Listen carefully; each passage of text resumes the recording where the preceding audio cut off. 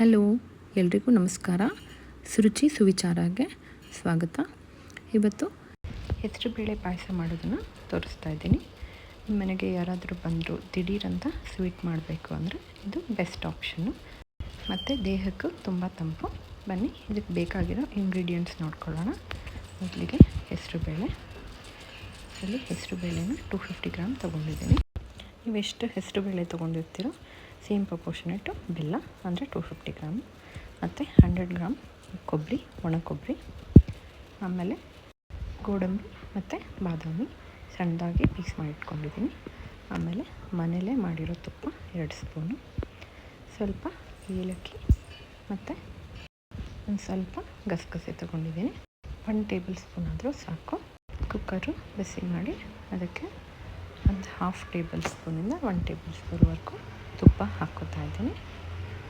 ಇದಕ್ಕೆ ಹೆಸರುಬೇಳೆ ಹಾಕ್ಕೋತಾ ಇದ್ದೀನಿ. ಇದನ್ನು ಚೆನ್ನಾಗಿ ಫ್ರೈ ಮಾಡ್ಕೋಬೇಕು. ಇದನ್ನು ತಿರುಗಿಸ್ಕೊತಾನೆ ಇರಬೇಕು, ಇಲ್ಲಾಂದರೆ ಬೇಳೆ ಕಪ್ಪಾಗಿಬಿಡುತ್ತೆ.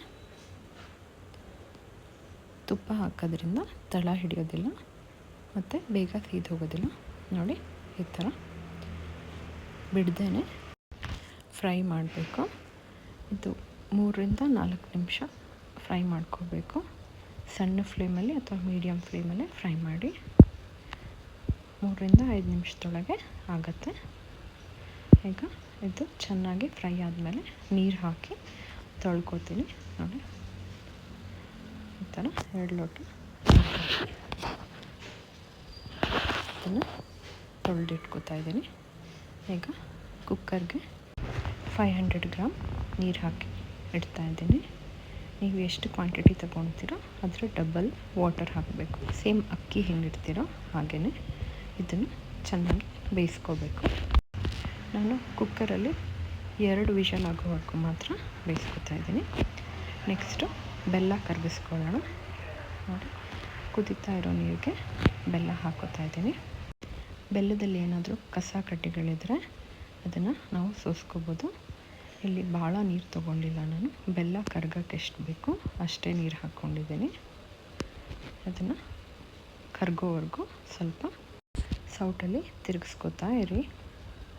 ನೋಡಿ, ಈ ಥರ ಬೆಲ್ಲ ಚೆನ್ನಾಗಿ ಕರಗಿದ ಮೇಲೆ ಎತ್ತಿಟ್ಕೊಳ್ಳೋಣ. ಇದೇನು ಪಾಕ ಆಗೋ ಅವಶ್ಯಕತೆ ಇಲ್ಲ, ಬೆಲ್ಲ ಚೆನ್ನಾಗಿ ಕರಗಿದ್ರೆ ಸಾಕು. ಈಗ ಬಾಣಲಿ ಬಿಸಿ ಮಾಡಿಕೊಂಡು ಅದಕ್ಕೆ 2 ಟೇಬಲ್ ಸ್ಪೂನ್ ತುಪ್ಪ ಹಾಕ್ಕೋತಾ ಇದ್ದೀನಿ. ಸ್ವಲ್ಪ ತುಪ್ಪ ಬಿಸಿ ಆದಮೇಲೆ ಮೊದಲಿಗೆ ಗೋಡಂಬಿ ಹಾಕ್ಕೋತಾ ಇದ್ದೀನಿ. ಆಮೇಲೆ ಹೆಚ್ಚಿಟ್ಟಿರೋ ಬಾದಾಮಿನೂ ಆ್ಯಡ್ ಮಾಡ್ಕೋತಾ ಇದ್ದೀನಿ. ಇದನ್ನು ತುಂಬ ಸಣ್ಣ ಫ್ಲೇಮಲ್ಲಿ ಫ್ರೈ ಮಾಡಬೇಕು. ಸ್ವಲ್ಪ ಗೋಲ್ಡನ್ ಕಲರ್ ಬಂದರೆ ಸಾಕು. ಇದನ್ನು 1ರಿಂದ 2 ನಿಮಿಷ ಸಣ್ಣ ಫ್ಲೇಮಲ್ಲಿ ಫ್ರೈ ಮಾಡಬೇಕು. ನೋಡಿ, ಇಷ್ಟಾದರೆ ಸಾಕು. ಈಗ ನೆಕ್ಸ್ಟು ಕೊಬ್ಬರಿ, ಏಲಕ್ಕಿ ಮತ್ತು ಗಸಗಸೆನ ಪುಡಿ ಮಾಡಿ ಇಟ್ಕೋಬೇಕು. ಪುಡಿ ಮಾಡಿಟ್ಟಿದ್ದೀನಿ. ನೋಡಿ, ಈ ಥರ ನುಣ್ಣಗೆ ಪುಡಿ ಮಾಡಿಟ್ಟಿದ್ದೀನಿ. ನೆಕ್ಸ್ಟು ಹೆಸರುಬೇಳೆ 2 ವಿಷಲ್ ಆಗಿದೆ, ಚೆನ್ನಾಗಿ ಬೆಂದಿದೆ. ಬೇಕಂದರೆ ಸ್ವಲ್ಪ ಈ ಥರ ಸೌಟಲ್ಲೇ ಮ್ಯಾಶ್ ಮಾಡ್ಕೋಬೋದು. ಚೆನ್ನಾಗಿ ಬೆಂದಿರೋದ್ರಿಂದ ಸೌಟಲ್ಲೇ ಸ್ವಲ್ಪ ಮ್ಯಾಶ್ ಮಾಡ್ಕೋಬೋದು, ಮ್ಯಾಶರ್ ಅವಶ್ಯಕತೆ ಏನಿಲ್ಲ. ಈಗ ಇದಕ್ಕೆ ಬೆಲ್ಲ ಕರಗಿಸಿಟ್ಟಿದ್ವಲ್ಲ ಅದನ್ನು ಜಾಲರಿಯಲ್ಲಿ ಸೋಸ್ಕೊಂಡು ಹಾಕ್ಕೊಳ್ಳೋಣ. ನೋಡಿ,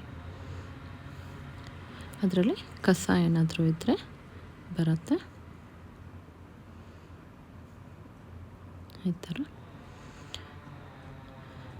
ನೆಕ್ಸ್ಟು ರುಬ್ಬಿಟ್ಟಿರೋ ಒಣ ಕೊಬ್ಬರಿ ಮತ್ತು ಗಸಗಸೆನ ಹಾಕ್ಕೋತಾ ಇದ್ದೀನಿ. ಇದನ್ನು ಚೆನ್ನಾಗಿ ಮಿಕ್ಸ್ ಮಾಡ್ಕೊಳ್ಳೋಣ. ಹೆಸರುಬೇಳೆ ಸ್ವಲ್ಪ ಬೇಗ ತಳ ಹಿಡಿಯುತ್ತೆ, ಹಾಗಾಗಿ ಇದನ್ನು ತಿರುಗಿಸ್ಕೊತಾ ಇರಿ. 2ರಿಂದ 3 ನಿಮಿಷ ಸಣ್ಣ ಉರಿಲಿ ಚೆನ್ನಾಗಿ ತಿರುಗಿಸ್ಬೇಕು. ಆವಾಗ ಕೊಬ್ಬರಿ ಮತ್ತು ಗಸಗಸೆ ಎಲ್ಲ ಚೆನ್ನಾಗಿ ಮಿಕ್ಸ್ ಆಗುತ್ತೆ. ನೆಕ್ಸ್ಟು ಇದನ್ನು ಇಳಿಸ್ಕೊಳ್ಳೋಕ್ಕಿಂತ ಮೊದಲು ಡ್ರೈ ಫ್ರೂಟ್ಸ್ ಫ್ರೈ ಮಾಡಿಟ್ಕೊಂಡಿದ್ವಲ್ಲ ಅದನ್ನು ಹಾಕ್ಕೋತಾ ಇದ್ದೀನಿ. ಡ್ರೈ ಫ್ರೂಟ್ಸ್ ಹಾಕ್ಕೊಂಡ್ಮೇಲೆ 130 ಸೆಕೆಂಡ್ಸು ಚೆನ್ನಾಗಿ ಮಿಕ್ಸ್ ಮಾಡಿ ಆಫ್ ಮಾಡಿದ್ರೆ ಸಾಕಾಗುತ್ತೆ. ಈಗ ಬಿಸಿ ಬಿಸಿಯಾದ ಹೆಸರುಬೇಳೆ ಪಾಯಸ ಸರ್ವ್ ಮಾಡೋಕ್ಕೆ ರೆಡಿಯಾಗಿದೆ. ಇದು ಆರೋಗ್ಯಕ್ಕೂ ತುಂಬ ಒಳ್ಳೆಯದು ಮತ್ತು ಮಾಡೋದು ಬಹಳ ಸುಲಭ.